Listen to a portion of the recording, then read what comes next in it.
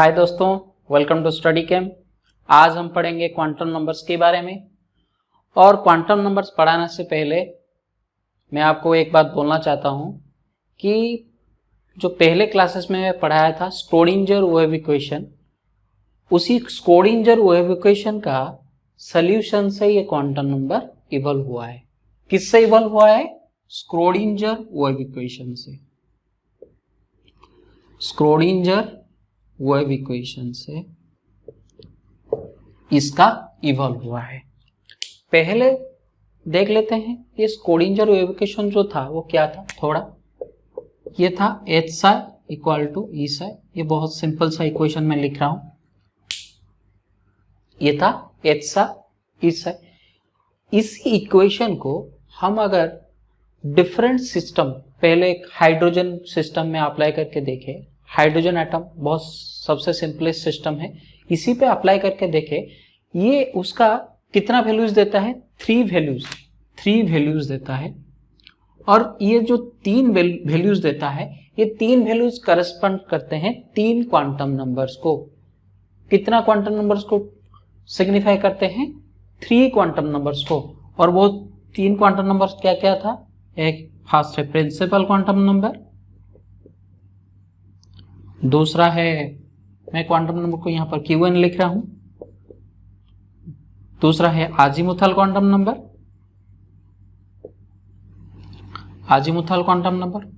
तीसरा है magnetic quantum number, और जो चौथा एक भी क्वांटम नंबर है, मगर ये इस स्क्रोडिंजर वेव इक्वेशन से इवॉल्व नहीं हुआ है।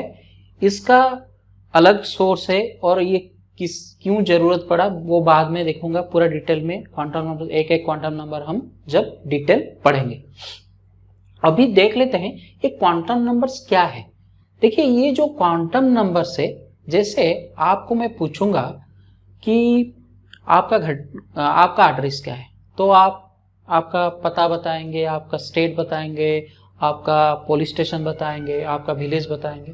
वैसे ही अगर कोई इलेक्ट्रॉन्स को मैं उसका पता पूछूं, वो उसका पता क्या है? ये जो क्वांटम नंबर से उसका पता। और एक भी है यहां पर स्पिन क्वांटम नंबर। तो ये जो 4 क्वांटम नंबर से ये किसका पता है? इलेक्ट्रॉन्स का पता है। देखिए, और एक भी बात, देखिए इलेक्ट्रॉन्स को आपको हाइजेनबर्ग अनसर्टेनिटी प्रिंसिपल में क्या बताया था कि आप इलेक्ट्रॉन का पोजीशन एग्जैक्टली नहीं डिटरमाइन कर सकते। इसीलिए ये क्वांटम नंबर्स हमको क्या देंगे कि probability of finding electron in A area. क्या देंगे? Probability of finding electron in A area. उसके बारे में हमको इंफॉर्मेशन देंगे। कौन देगा? ये जो 4 क्वांटम नंबर्स है। और एक भी बात बताया, ये जो 3 quantum numbers Schrödinger wave equation से इवॉल्व हुआ है, और ये 3 क्वांटम नंबर इससे इवॉल्व नहीं हुआ है, क्योंकि एग्जाम में कभी कभी क्वेश्चन ये भी पूछ देता है कि इसमें कौन सा quantum number Schrödinger wave equation से इवॉल्व नहीं हुआ है। चलिए अभी क्या करते हैं कि एक एक सारे क्वांटम नंबर को देखते हैं। देखिए, पहले देख लेते हैं प्रिंसिपल क्वांटम नंबर को, और हम उसको कैसे डिनोट करते हैं? एन से डिनोट करते हैं। देखिए, प्रिंसिपल क्वांटम नंबर हमको किसका बारे में इंफॉर्मेशन देता है? देखिए, पहला जो इंफॉर्मेशन वो देता है किसके बारे में देता है? सेल की बारे में। किसका बारे में देता है? सेल की बारे में। देखिए, सेल का बारे में आप पहले भी पढ़े होंगे, बोर ने भी बताया था, सबने बताया था कि देखिए एन से हम सेल का वैल्यू पता कर सकते हैं। कैसे? एन का वैल्यू अगर 1 होगा तो ये के सेल को डोनेट करेगा। एन का वैल्यू अगर 2 होगा, वो कौन सा सेल को डोनेट करेगा? एल। एन का वैल्यू अगर 3 होगा, वो एम सेल को डोनेट करेगा, और ऐसे ही चलता रहेगा। आप सब जानते हैं। तो प्रिंसिपल क्वांटम नंबर हमको सेल के बारे में इंफॉर्मेशन देता है, और किसका बारे में इंफॉर्मेशन देता है? साइज के बारे में इंफॉर्मेशन देता है। किसका साइज का इंफॉर्मेशन वो देगा? इसी सेल का साइज का वो इंफॉर्मेशन देगा। देखिए कैसे इंफॉर्मेशन देता है वो साइज का। देखिए आपको एक इक्वेशन मैंने पढ़ाया था हाइड्रोजन और हाइड्रोजन लाइक एटम का रेडियस कैलकुलेशन करने के लिए। वो क्या था, R equal to R0 into क्या था वो, n square divided by z। तो ये वाला एक्सप्रेशन मैं आपको बताया था। तो देखिए इसमें एक n का टर्म है और z का वैल्यू तो आप जानते हैं, z का वैल्यू अलग अलग, देखिए हीलियम के लिए z का वैल्यू 2 होगा, लिथियम के लिए z का वैल्यू 3 होगा। और इस इक्वेशन को डाल के, इस n का वैल्यू डाल के आप डिफरेंट एटम का, डिफरेंट सेल का भी आप रेडियस निकाल सकते हैं। तो इसी रेडियस से आपको साइज भी मिल जाएगा, इस रेडियस से आपको साइज मिल जाएगा। तो ये साइज के बारे में भी इंफॉर्मेशन देता है। और किसका बारे में वो इंफॉर्मेशन देता है, एनर्जी का बारे में। देखिए एनर्जी, हमने एनर्जी का भी एक एक्सप्रेशन देखा था, एनर्जी का भी एक एक्सप्रेशन देखा था। वो एक्सप्रेशन क्या था, E equal to 13.6 Z square divided by n square. ये था Z square divided by n square. तो जेड स्क्वायर यहाँ पर भी एक एन स्क्वायर का टर्म है, तो और जेड का वैल्यू वैसे ही आप अलग अलग आटम के लिए अलग अलग डालते जाएंगे और एन का वैल्यू डिफरेंट सेल के लिए डालते जाएंगे, आपको उसका एनर्जी मिलते जाएगा। तो यहाँ पर आप भी देखेंगे कि एन का वैल्यू जैसे बढ़ता जाएगा, ई का वैल्यू भी वैसे बढ़ता जाएगा, क्योंकि ये माइनस पे है। तो नीचे जाने से मतलब एन का वैल्यू जब बढ़ेगा तो एनर्जी भी इंक्रीज होगा, एनर्जी इंक्रीज होगा, इसका वैल्यू और एन का वैल्यू बढ़ता जाएगा। मेरे बात समझ रहे हैं? तो प्रिंसिपल क्वांटम नंबर हमको सेल के बारे में इंफॉर्मेशन दिया, साइज के बारे में इंफॉर्मेशन दिया सेल का, और एनर्जी के बारे में इंफॉर्मेशन दिया। ये 3 बात बेसिकली हमको वो बताता है। देखिए और एक भी बात मैं आपको यहाँ पर बोल देता हूँ कि वो भी पॉसिबल नंबर ऑफ ऑर्बिटल्स इन ये सेल का भी इंफॉर्मेशन वो दे सकता है। क्या दे सकता है, पॉसिबल नंबर ऑफ ऑर्बिटल्स के बारे में वो इंफॉर्मेशन भी दे सकता है। उसका फार्मूला एक है, उसका फार्मूला क्या है, इक्वल टू एन स्क्वायर होगा। इसके बारे में भी वो इंफॉर्मेशन देता है। तो पॉसिबल नंबर ऑफ ऑर्बिटल्स का वो इंफॉर्मेशन क्या दे, उसका फार्मूला क्या है, इक्वल टू एन स्क्वायर। मतलब अगर मैं एक सेल ले लेता हूँ, एल सेल ले लेता हूँ, तो उसका एन का वैल्यू कितना होगा, 2 होगा। एल सेल के लिए एन का वैल्यू 2 होगा। तो पॉसिबल नंबर ऑफ ऑर्बिटल्स क्या होगा, पॉसिबल नंबर ऑफ ऑर्बिटल्स हो जाएगा 2 to the power 2 equal to 4। मेरे बात समझ रहे हैं, कोई डाउट नहीं है। चलिए जो नेक्स्ट हमारा जो क्वांटम नंबर है, आजीमुथल क्वांटम नंबर, उसको देखेंगे। चलिए अभी हम देख लेते हैं आजीमुथल क्वांटम नंबर के बारे में। देखिए ये आजीमुथल जो क्वांटम नंबर है वो बेसिकली हमको किसके बारे में इंफॉर्मेशन देता है, वो शेप ऑफ द ऑर्बिटल्स के बारे में इंफॉर्मेशन देता है। शेप ऑफ द ऑर्बिटल के बारे में इंफॉर्मेशन देता है। देखिए आप अभी बोलेंगे कि सर व्हाट इज ऑर्बिटल। देखिए कोई भी सेल में, आपको मैं बताया व्हाट इज सेल, आप जानते होंगे। तो सेल का अंदर एक सबसेल होता है और इस सबसेल का अंदर ऑर्बिटल्स होते हैं, और ये ऑर्बिटल में ही आपको इलेक्ट्रॉन्स फाइंड आउट होंगे। कहाँ पर फाइंड आउट होंगे, उस ऑर्बिटल में। तो इसी का वो शेप के बारे में आपको इंफॉर्मेशन देंगे। इसको पहले डिनोट करते हैं, कैसे डिनोट करते हैं, एल से। एक सेल के लिए एल का वैल्यू किसके बीच में लाई करेगा। अगर मैं एक सेल लेता हूं, के सेल, मैं के सेल लेता हूं, उसके लिए एन का वैल्यू क्या होगा, आप बोलेंगे सर एन का वैल्यू 1 होगा। तो अगर एन का वैल्यू 1 होगा तो उसका एल का वैल्यू कितना होगा। देखिए एल का वैल्यू हमेशा क्या होता है, n-1 होता है। क्या होता है, n-1। कहाँ से, 0 से n-1 होता है। ये 0 से स्टार्ट होता है, ये 0 to n-1 के बीच में लाई करता है। तो n इक्वल टू अगर 1 हो जाएगा तो l का वैल्यू क्या हो जाएगा, 0 हो जाएगा। तो l का वैल्यू क्या हो जाएगा, 0 हो जाएगा। अगर n का वैल्यू 2 हो जाएगा तो l का वैल्यू क्या हो जाएगा, आप बोलेंगे सर 0 हो जाएगा और 1 हो जाएगा, क्योंकि वो n-1 तक ही जा सकता है। तो अगर n का वैल्यू 3 हो जाएगा तो l का वैल्यू क्या हो जाएगा, 0 हो जाएगा, 1 हो जाएगा, 2 हो जाएगा। तो l का हम 3 वैल्यू पाएंगे, यहाँ पर 2 वैल्यू पाएंगे, यहाँ पर 1 ही वैल्यू पाएंगे। मेरे बात समझ रहे हैं? आप बोलेंगे सर इस l 0, 1, 2 से हमको क्या इंफॉर्मेशन मिलता है। देखिए l का वैल्यू जब 0 होता है वो s ऑर्बिटल को डिनोट करता है। वो किसको डिनोट करता है, s ऑर्बिटल को। और l का वैल्यू जब p होता है, जब 1 होता है वो p ऑर्बिटल को डोनेट करता है। और l का वैल्यू जब 2 होता है वो d ऑर्बिटल को डोनेट करता है। और l का वैल्यू जब 3 होता है वो f ऑर्बिटल को डिनोट करता है। और l का वैल्यू जब 4 होता है तो g ऑर्बिटल को डोनेट करता है।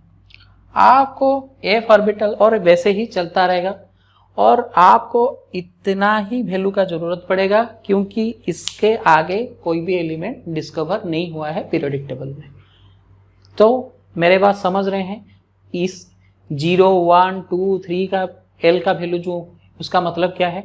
अभी हम क्या करते हैं कि देखिए यहाँ पर भी एक 0 है, यहाँ पर भी एक 0 है, यहाँ पर एक n है, तो यहाँ पर भी एक n है।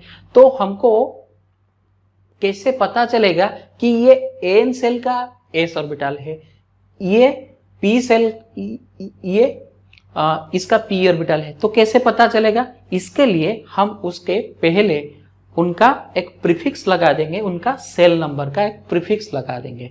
तो अगर मैं यहाँ पर l का वैल्यू 0 है और यहाँ पर 1 है, तो मैं यहाँ पर मैं बोल सकता हूँ n सेल में 2 ऑर्बिटल्स है, एक है s ऑर्बिटल, और ये s ऑर्बिटल का नाम क्या होगा, 2s, और p ऑर्बिटल एक है, उसका नाम क्या होगा, 2p। तो यहाँ पर भी वैसे मैं बोल सकता हूँ अगर n का वैल्यू 3 है तो यहाँ पर 3 ऑर्बिटल पॉसिबल है, 3s, 3p और क्या है, 3d। और वहां पर ऐसे ही यहाँ पर कितना ऑर्बिटल पॉसिबल हो सकता है, 1s। तो ऐसे ही हमारा ऑर्बिटल आगे तो जो फर्स्ट सेल में हमारा 1s ऑर्बिटल होगा, तो सेकंड सेल में हमारा होगा 2s, 2p, और थर्ड सेल में हमारा होगा 3s, 3p और 3d। मेरे बात समझ रहे हैं? तो ऐसे ही ऑर्बिटल आता रहेगा। तो हमने आजीमुथल क्वांटम नंबर में ये सब जान लिया कि सेल में कौन सा ऑर्बिटल लाइज करते हैं और क्या सबसेल है, ये सब जान लिए। अभी हम क्या करते हैं, उसका जो नेक्स्ट क्वांटम नंबर है मैग्नेटिक क्वांटम नंबर, उसको देखेंगे। देखिए अभी हम देख लेते हैं मैग्नेटिक क्वांटम नंबर। देखिए मैग्नेटिक क्वांटम नंबर हमको किसका बारे में पहले इंफॉर्मेशन देता है, ये हमको जानना होगा। देखिए मैग्नेटिक क्वांटम नंबर को हम डिनोट करते हैं ml से, और ये हमको spatial orientation of the orbital के बारे में इंफॉर्मेशन देता है। किसके बारे में देता है, spatial orientation of the orbitals के बारे में। देखिए मैं आपको बताया कि एटम के अंदर सेल होता है, सेल के अंदर सबसेल होता है, और सबसेल के अंदर ऑर्बिटल्स होते हैं। और ये जो ऑर्बिटल्स आपका होते हैं वो तो स्टेशनरी नहीं है, वो भी रोटेट कर रहे हैं। तो वो जो रोटेट कर रहे हैं उनका रोटेशन के हिसाब से हमने उनको क्लासीफाई किए हैं। वो जो एक्सिस के अलग पे रोटेट करते हैं उस एक्सिस के अकॉर्डिंग उनका नेमिंग हमने किए हैं। अभी हम देख लेते हैं मैग्नेटिक क्वांटम नंबर का वैल्यू से ये जो स्पेशियल ओरिएंटेशन ऑर्बिटल्स हो रहा है उसको कैसे हम पता कर सकते हैं। देखिए ml का जो वैल्यू होगा वो क्या करेगा, ml का वैल्यू वो क्या होगा कि 2l plus 1 number of values होगा। क्या होगा? 2l+1 नंबर ऑफ वैल्यूज वो देगा। इसका मतलब क्या है? मैं आपको एक सेल से इंफॉर्मेशन देके समझाता हूं कि मान लीजिए n का वैल्यू 3 है। मान लीजिए n का वैल्यू 3 है, तो अगर n का वैल्यू 3 है तो l का वैल्यू क्या क्या हो सकता है? l का वैल्यू मैं आपको अभी अभी बताया कि 0 हो सकता है, 1 हो सकता है और 2 हो सकता है। और ml का वैल्यू क्या क्या हो सकता है? ml का वैल्यू हो सकता है, ये पॉजिटिव में भी जाएगा l तक और नेगेटिव में भी जाएगा l तक। तो ml का वैल्यू -l से 2 होगा और उसका अंदर एक जीरो रहेगा, उसका अंदर एक जीरो रहेगा। तो ml का वैल्यू क्या क्या यहां पर हो सकता है?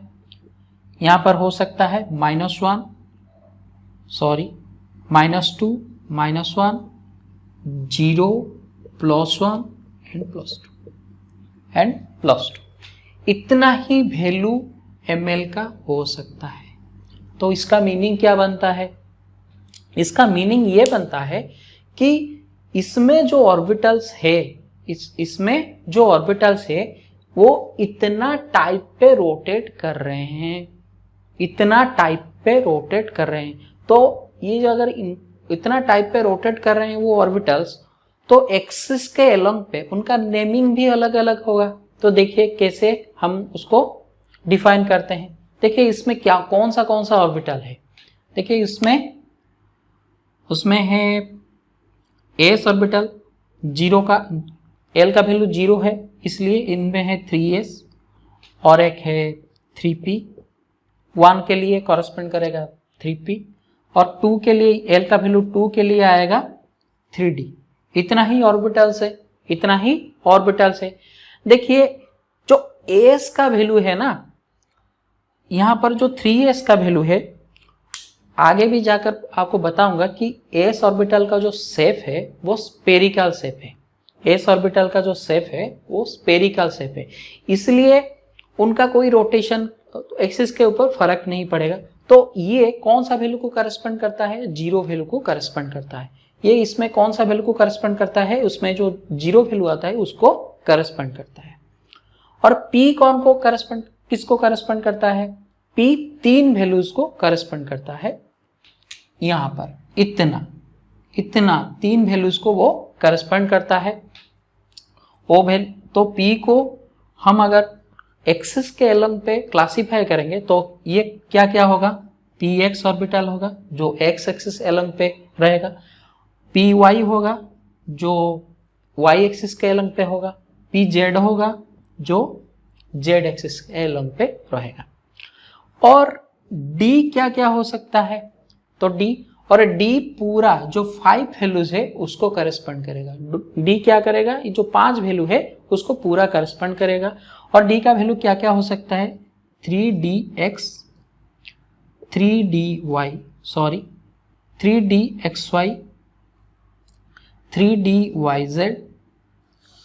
3dzx, 3dx² - y², 3dz²। तो d का इतना ऑर्बिटल्स पॉसिबल होगा। और इसका जो नेमिंग सब हुआ है वो एक्सिस के एलोंग पे हुआ है और उसको हम पूरा डिटेल पे देखेंगे जब शेप्स ऑफ द ऑर्बिटल में आपको बताऊंगा वो शेप कहाँ से आया और उसका शेप निकालने का पीछे क्या लॉजिक था, ये सारे मैं डिटेल पे आपको बताऊंगा। अभी सिर्फ आप देख लीजिए कि मार्केटिव क्वांटम नंबर से हमने क्या क्या इंफॉर्मेशन हम निकाल सकते हैं।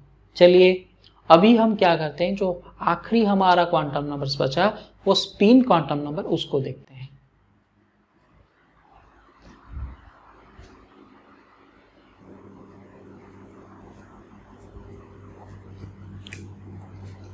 देखिए अभी हम स्पिन क्वांटम नंबर्स के बारे में देख लेते हैं।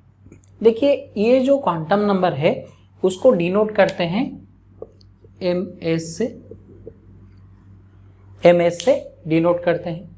ये जो क्वांटम नंबर है ये स्क्रोडिंजर इक्वेशन का सॉल्यूशन से नहीं निकला था।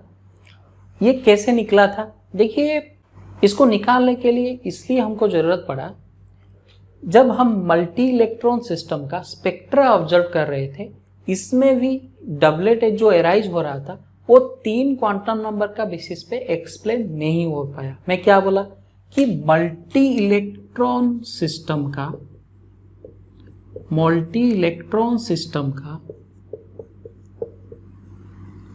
स्पेक्ट्रा cannot be explained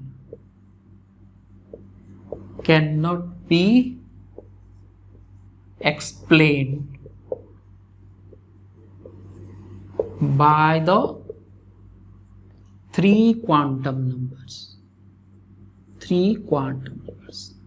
ठीक है, 3 जो क्वांटम नंबर्स हमने स्क्रोडिंजर इक्वेशन से निकाले थे, उस 3 क्वांटम नंबर से हम मल्टी इलेक्ट्रॉन सिस्टम का स्पेक्ट्रा एक्सप्लेन नहीं कर पाए, इसलिए हमको एक एक्स्ट्रा क्वांटम नंबर की जरूरत पड़ा। और ये जो एक्स्ट्रा क्वांटम नंबर की जरूरत पड़ा वो किस बेसिस पे? वो तो कुछ बेसिस होगा, नहीं तो ऐसे ही कुछ कह देंगे कि ये क्वांटम नंबर है, आप मान लेंगे क्या?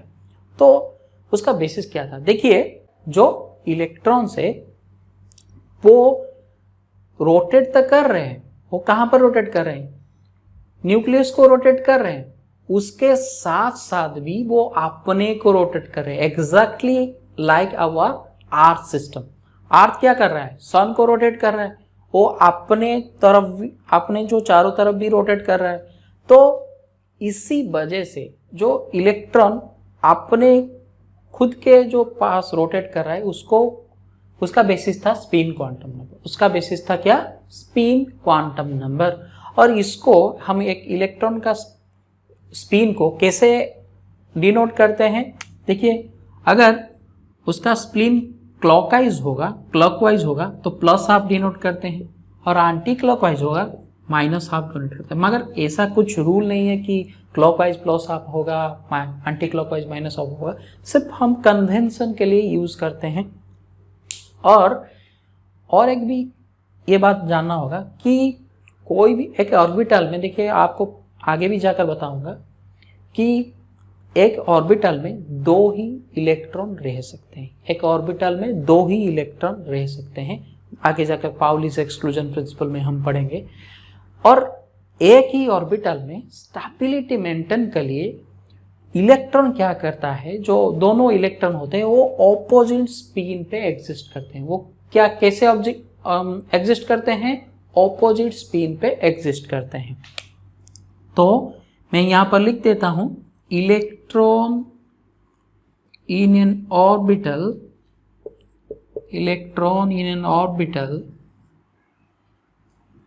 एग्जिस्ट इन opposite spin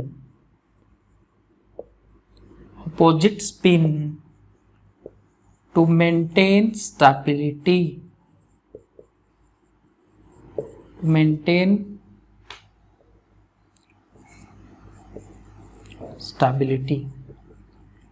देखिए, इलेक्ट्रॉन अगर अपनी तरफ रोटेट कर रहा है तो इसका भी एक मोमेंटम होगा। वो जो मोमेंटम है उसको बोलते हैं स्पिन एंगुलर मोमेंटम। मैं यहां पर लिख देता हूं, इसको बोलते हैं स्पिन एंगुलर मोमेंटम।